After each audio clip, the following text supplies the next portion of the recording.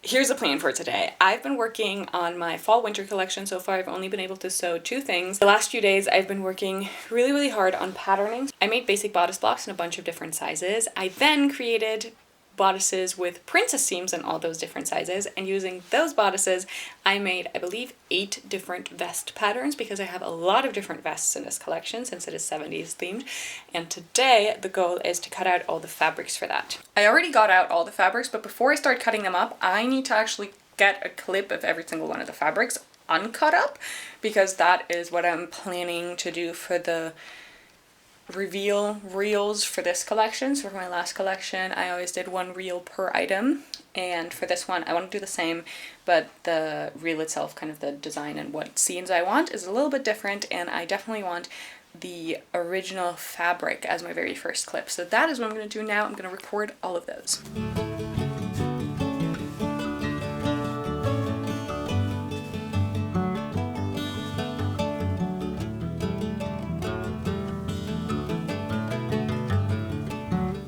Alright, next up is cutting all of these. So I already cleared my cutting table, and now I'm going to get the 7 different fabrics because I'm doing 7 vests today that I'm cutting out. I'm also going to try to cut with the mat and rotary cutter today.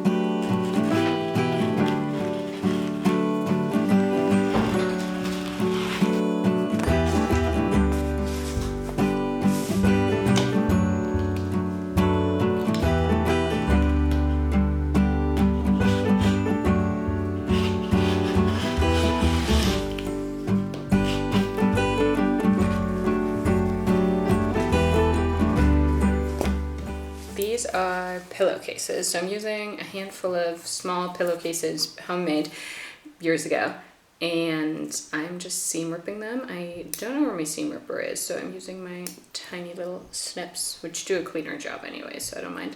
But I'm just seam ripping these open so that I can have the fabric laying flat when I'm cutting it. Just gonna make it a lot easier.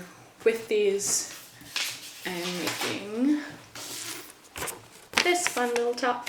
I'm hoping I have enough for the sleeves, but I do think I will.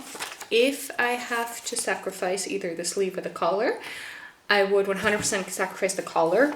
And in that case, I will probably actually just go ahead and do the collar from a different material, because I think that could also look very nice to just have it in a different fabric.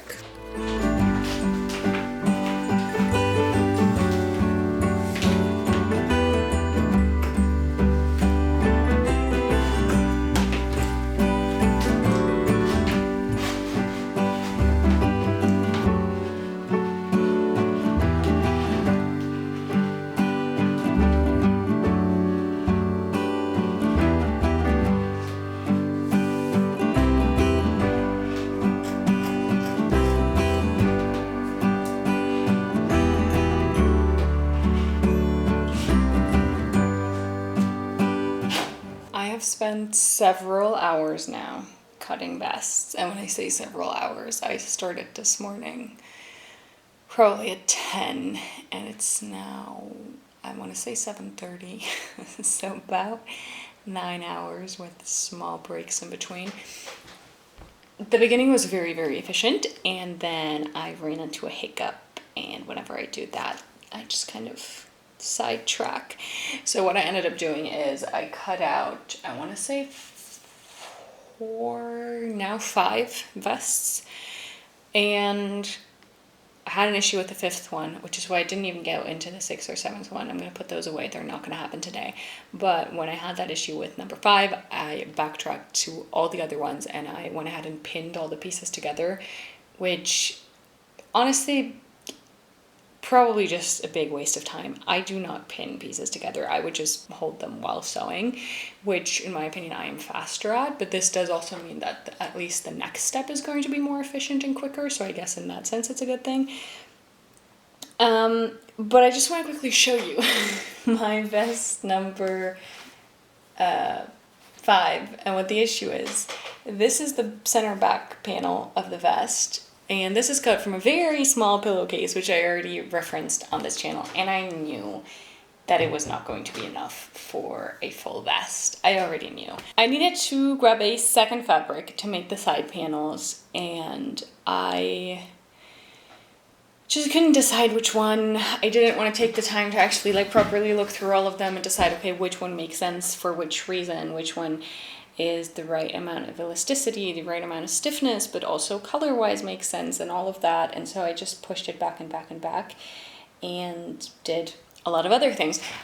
But I ended up going for this beautiful suede-looking fabric. This is actually a fabric from my grandma, so it's kind of special. But this is the one I ended up going with, and I'm actually very happy about it. So that's that. And I remembered just now, by the way, I am pinning these pieces together now. This is the last piece vest I'm pinning, and then I'm probably just going to clear up for today. And I remembered I still need to cut the little square for my logo in the back. I'm going to do that in the brown as well.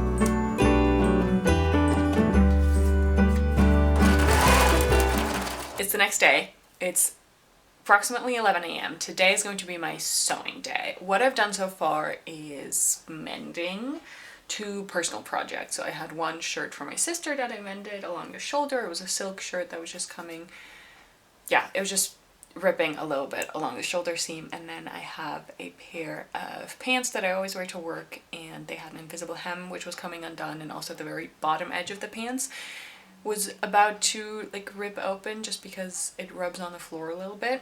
So what I ended up doing is I put a little bit of interfacing along that edge where it always rubs, folded that over, and that's now going to make it a little stronger, so even if the fabric ever gets scraped through, there is still the layer of interfacing to get through. So that, and then I also just sewed down the seam. I think sometimes you just genuinely don't need the invisible hem in for those pants specifically. I just want them to be a bit more sturdy. And then now I am sewing my little logo patches. So I always go ahead with a straight stitch first, so I have them printed out, and with a straight stitch I just sew them on, then I tear off the paper, and now I'm going to essentially with like a bar tack more or less, so just a zigzag stitch, very, very short stitch length. I'm going to just stitch along the entire thing and embroider that by hand. I don't have a machine, unfortunately, and so I do every single one of these individually on the sewing machine with the zigzag stitch.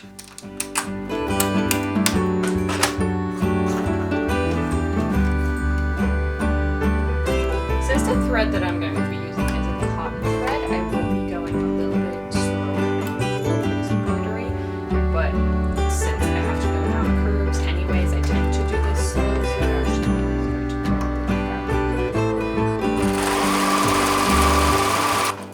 I embroidered all the logos, I wrote a few care tags, and now I have these 3 projects that I'm hoping to sew. These are vests that I cut out yesterday. I just put all the pieces belonging to one piece into a little bag. Labels, buttons, everything is in there as well. And the plan is to start with this one. This one is the easiest. It is a very simple canvas weave, thick cotton fabric that I decided to not line. I decided not to line this because most lining fabrics that I get given to me, since I only work with secondhand fabrics, do tend to be synthetics, and I don't want to put a synthetic into a outer fabric that is cotton if I don't have to. And this fabric I know works well without lining. It's going to be kind of softer and more comfy. It also has really big puff sleeves that aren't going to be lined anyway, so I just thought I would just leave the entire project unlined, and I think that's going to work out very well for this cut. Whereas these two are both going to be fully lined with facing and all of that, so these are going to be a little bit more complex to sew, even though they don't have sleeves. One of them has a collar though. These I will finish with. So I'm going to start with the floral one, just because to me starting with the easier one, easy quick win to keep the mood going, I think is going to be the way to go today.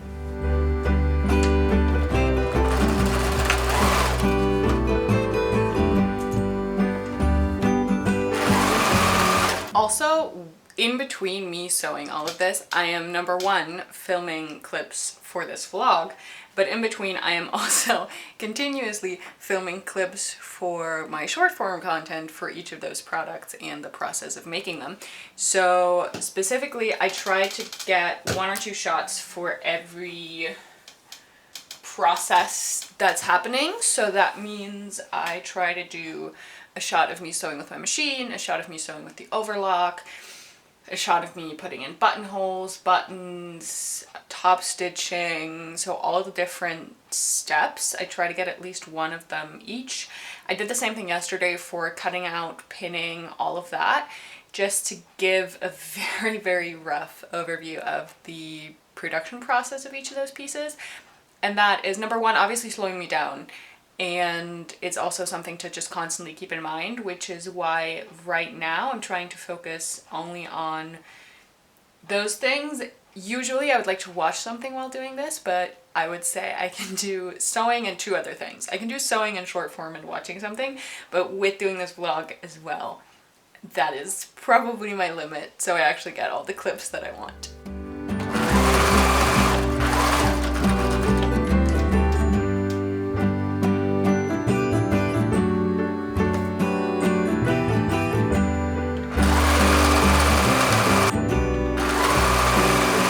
Quick little status update. We have the vest body all finished. So all of the pieces are sewn together, overlocked, and then top stitched.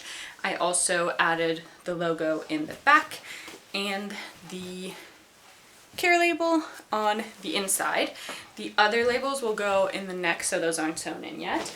And then I have both of my sleeves. They are absolutely massive because there's a lot of gathering that still needs to be done. And I'm going to use the hem as a channel for elastic. And then I also have this collar right here. What still needs to be done is the sleeves, the collar, the hem, and then finishing off the neckline, so making it nice and neat.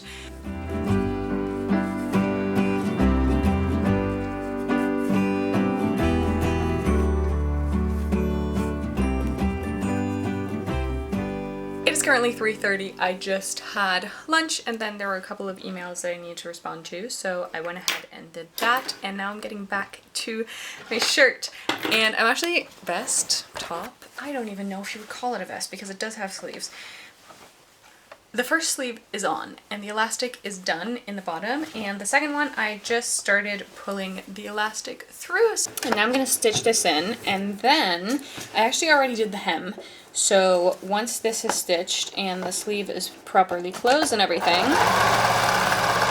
then all that's left to do is actually the buttons and buttonholes. I said it would only be the buttons and buttonholes. I forgot that I still need to do the entire collar neckline situation with bias tape, but I'm currently so happy with this. I think this is absolutely beautiful. I have this bias tape right here. This is folded and ironed differently than most bias tape you can find at the store. Usually bias tape will be folded, so it's 4 sections essentially, and this one is 3. It's a nice pale purple. It's obviously not a perfect match. It's not white, but I like to use what I have on hand. And honestly, I think that this lavender color works nicely with the floral design. Because I have extra buttons, by the way, I'm putting all of these back together. I just usually put them together with a piece of thread or maybe something slightly thicker, and I just knot it together so they stay together. This right here is going to be the spare button, which I will sew onto the care tag. So in case you ever, or maybe the button placket, not sure yet, but in case someone ever needs to replace a button, they will have a spare button to do so. Here it is, all finished. I already posted a cute little Instagram story of it.